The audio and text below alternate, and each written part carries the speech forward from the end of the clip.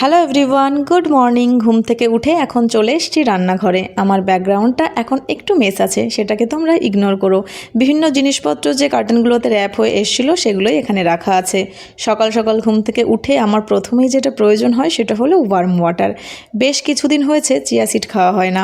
আসলে কাল থেকে আমি আবার ভাবছি শুরু করব, কিন্তু কি হয় রাত্রেবেলা না আমি ওই চিয়া সিডটাকে ভেজাতে ভুলে যাই, তাই সকালে আর খাওয়া হয় না। কাল থেকে মনে করে ভেজাবো। ঘরটাকে ভালো করে ঝাড় দিয়ে এবার আমি চলে যাব স্নানে।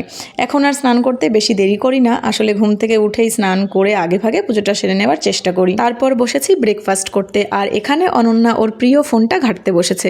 খাওয়া দাওয়া শেষ করে আমি চলে গেলাম রান্নাঘরে। দুপুরের রান্নাটা তাড়াতাড়ি করে সেরে নিলে কি হয়, অনেকটা কাজ কমে যায়, আর তারপরে আমি নিজের জন্য অনেকটা সময়ও পাই।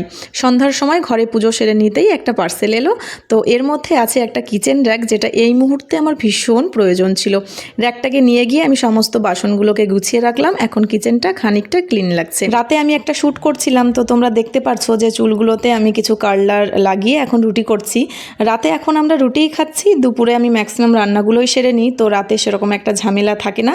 দুজনের জন্য 4-5টা রুটি করে নিলেই হয়ে যায়। তো আজকে আসছি, দেখা হচ্ছে কাল।